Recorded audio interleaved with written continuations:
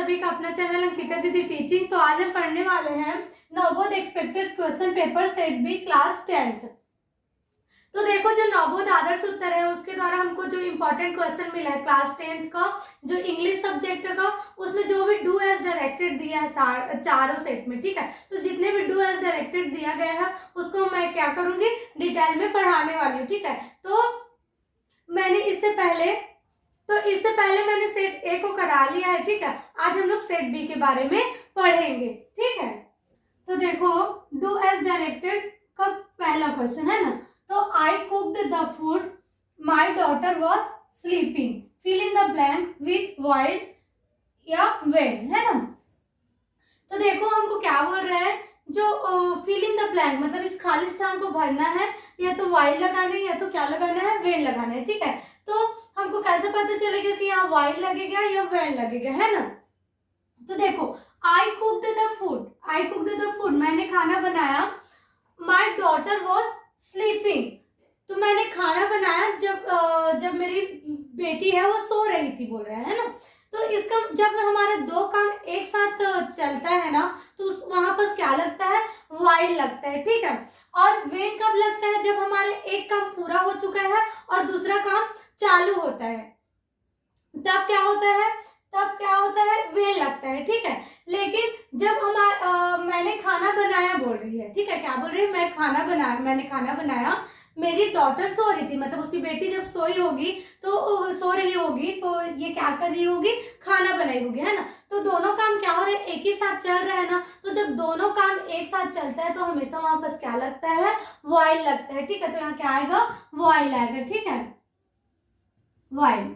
और एक चीज और याद रखना, अगर आपको इतना नियम नहीं पता है तो अगर वाइल दिया है और वेन दिया है और आपके जो वर्ब है उसमें क्या लगा है, आईएनजी लगा है। जो सेकंड वर्ब है उसमें क्या लगा है जी, एक वर्ब तो यहाँ है और एक वर्ब यहाँ है ना। तो जो सेकंड वर्ब है उसमें क्या लगा है, आईएनजी लगा है। तो आपको दोनों में से एक को चूज करना है, ठीक है, वाइल हो या वेन हो। तो आप हमेशा आईएनजी दिख गया तो आप क्या यूज करना, वाइल यूज करना, ठीक है। तो आया समझ में, I cooked the food while my daughter was sleeping, ठीक है। अब सेकंड क्वेश्चन देखो, Suman worked hard, add question tag, ठीक है। हमको क्या ऐड करना है जी, क्वेश्चन टैग ऐड करना है, ठीक है। तो क्वेश्चन टैग का नियम याद रखना, सबसे पहले क्वेश्चन टैग बनाने के लिए हमको पहचानना होता है कि जो हमारा सेंटेंस है वो अफर्मेटिव है या नेगेटिव है, ठीक है। तो सिंपल सा थिंग है, अगर नॉट दिख रहा है आपके सेंटेंस में तो नेगेटिव है, और नॉट नहीं है मतलब क्या है, अफर्मेटिव है। तो इसमें हमारा जो सेंटेंस है उसमें नॉट है नहीं, तो कौन सा सेंटेंस होगा, वो अफर्मेटिव सेंटेंस होगा, ठीक है। तो अफर्मेटिव को हमेशा जो क्वेश्चन टैग है उसमें कौन सा सेंटेंस में बदला जाता है, इंट्रोनेगेटिव में बदला जाता है, ठीक है। जैसे नेगेटिव होता तो इंट्रोगेटिव में बदलता, और अफर्मेटिव है तो किस में बदलेगा, इंट्रोनेगेटिव सेंटेंस में बदलेगा, ठीक है। तो इंट्रोनेगेटिव का सूत्र क्या होता है, इंट्रोनेगेटिव का, ठीक है। तो इंट्रोनेगेटिव का सूत्र होता है क्वेश्चन टैग का, सबसे पहले हेल्पिंग वर्ब आएगा, फिर क्या आएगा आपका नॉट आएगा, फिर आपका क्या आता है जी, सब्जेक्ट आता है, फिर क्या आता है आपका क्वेश्चन टैग आता है, ठीक है। ये क्या है, इंट्रोनेगेटिव का सूत्र है। तो सबसे पहले हेल्पिंग वर्ब लगेगा। तो देखो आपके क्वेश्चन में हेल्पिंग वर्ब दिया है क्या, नहीं दिया है, मतलब क्या है, तो आपको पता होगा जो प्रेजेंट सिंपल का अफर्मेटिव और पास्ट सिंपल का अफर्मेटिव है उसमें हेल्पिंग वर्ब नहीं लगता, ठीक है। तो हेल्पिंग वर्ब नहीं दिख रहा मतलब हमको समझ में आ जाना चाहिए कि क्या है, प्रेजेंट सिंपल है, ये तो पास्ट सिंपल है, ठीक है। तो ये हमारा प्रेजेंट है, ये पास्ट कैसे पता चलेगा, अगर वर्ब के लास्ट में ईडी दिख रहा है, क्या दिख रहा है जी, वर्ब के लास्ट में अगर आपको ईडी दिखता है तो आपका कौन सा टेंस रहता है, पास्ट सिंपल रहता है, ठीक है। तो देखो पास्ट सिंपल का अफर्मेटिव में हेल्पिंग वर्ब नहीं लगता, लेकिन नेगेटिव, इंट्रोगेटिव और इंट्रोनेगेटिव में हेल्पिंग वर्ब लगता है, ठीक है। वो भी कौन सा हेल्पिंग वर्ब लगता है, हमारा डीड लगता है, ठीक है। क्या लगता है, डीड। तो डीड आ गया, फिर नॉट का क्या, नॉट लिखना, तो नॉट को पूरा नहीं लिखना रहता है, जो नॉट का एन रहता है उसको लिखते हैं, और जो ओ रहता है उसकी जगह में क्या लगाते हैं, कॉमा लगाते हैं ऊपर में, फिर क्या लगा देते हैं, टी, ठीक है। डिड नॉट का क्या हो जाएगा, डिडेंट हो जाएगा, फिर क्या आपका सब्जेक्ट है, तो आपका सब्जेक्ट क्या है जी, सुमन है, ठीक है। तो सुमन को हम बना के नहीं लिखना है। तो सुमन का जेंडर पहचाने हो, लड़की है या लड़का, ठीक है। तो सुमन किसका नाम रहता है, लड़की का नाम रहता है, और लड़की के लिए क्या यूज करते हैं, सी यूज करते हैं। तो यहाँ सब्जेक्ट की जगह में क्या आएगा, सी। कभी भी नाम मत लिखना क्वेश्चन टैग में, ठीक है। आपको जेंडर पहचानना पड़ेगा नेम का, कि वो लड़का है कि लड़की, फिर उसके बाद ही या सी यूज करना है। अगर लड़का रहेगा तो ही यूज होगा, और लड़की रहेगी तो क्या यूज होगा, सी यूज होगा, ठीक है। फिर आपको क्वेश्चन टैग लगा देना है, तो बन गया सुमन वर्कड हार्ड का क्वेश्चन टैग क्या हो जाएगा, डिडेड सी, ठीक है। आया समझ में। अब तीसरा क्वेश्चन देखो, she helps her mother in household task, make a sentence emphatic using do does did, ठीक है।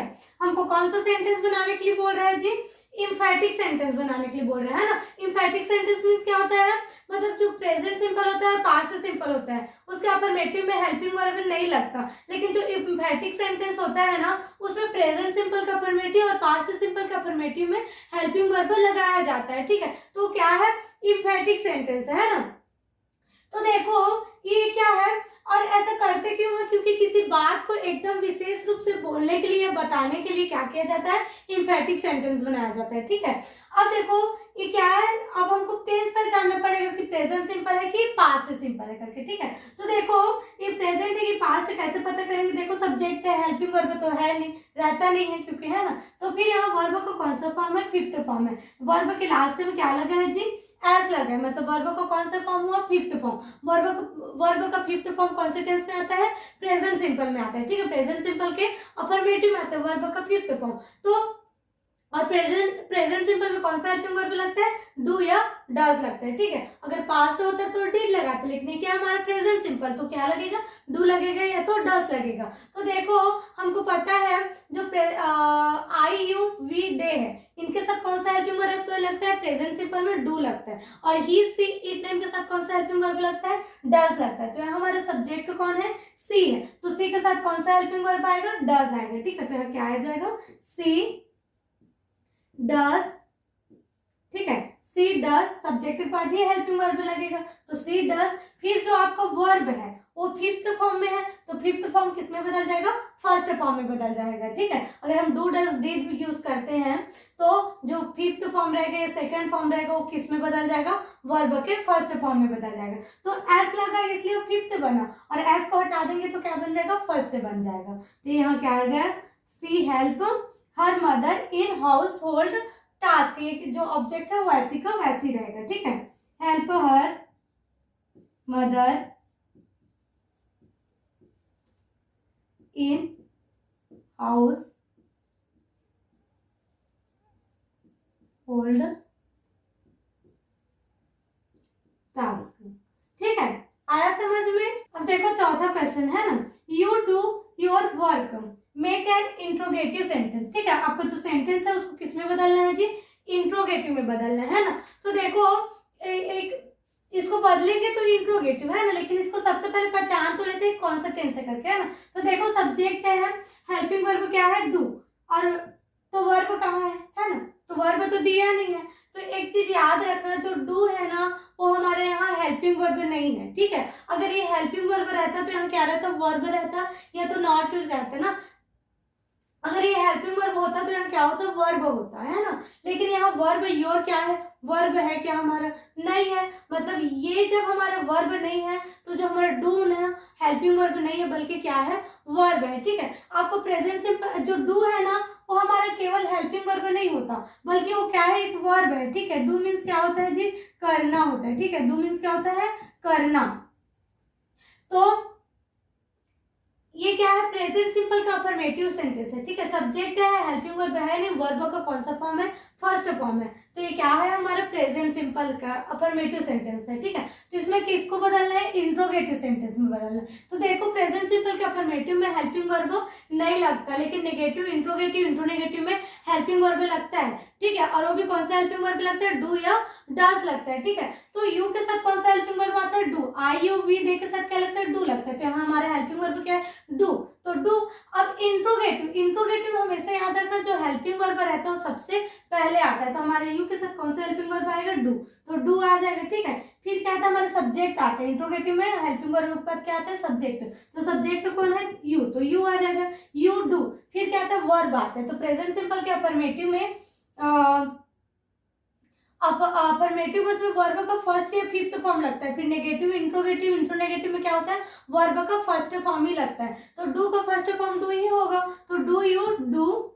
फिर क्या आता है? ऑब्जेक्ट, तो ऑब्जेक्ट क्या है आपका? योर वर्क, तो योर वर्क आ गया, ठीक है, योर वर्क, ठीक। अभी किसमें बदलने के लिए बोला है? इंट्रोगेटिव में, तो लास्ट में क्या लगाना पड़ेगा? क्वेश्चन मार्क लगाना पड़ेगा, ठीक है। Do you do your work, मतलब ये वाला डू है आपका हेल्पिंग वर्ब और ये वाला डू है आपका वर्ब, ठीक है। आया समझ में? पांचवा क्वेश्चन है ना, the food is nice, the restaurant is dirty, combine the sentence by using but, ठीक है। हमको क्या करना है? दोनों सेंटेंस को मिलाना है। कैसे मिलाना है? बट का यूज करके, ठीक है। हमको क्या यूज करना है जी? बट यूज करना है। तो बट कैसे यूज करेंगे? जो फर्स्ट सेंटेंस है ना आपका, उसको पूरा जैसे के तैसे लिख देंगे, ठीक है। तो द फूड इज नाइस, ठीक है। जैसे आपका फर्स्ट सेंटेंस कंप्लीट होता है, आपको बीच में क्या यूज करना है? बट यूज करना है, ठीक है जी। क्या यूज करना है? बट, तो बट लगा देना। फिर आपको जो सेकंड क्वेश्चन है, तो इसमें सेम क्या दिख रहा है? द इसमें भी है, द इसमें भी है, तो द कॉमन है, इसलिए द को क्या कर देना? स्किप कर देना, छोड़ देना, ठीक है। फिर आपका जो है ना, रेस्टोरेंट इज डर्टी, ये तो डिफरेंट है ना दोनों सेंटेंस में, तो इसको क्या कर देना? रेस्टोरेंट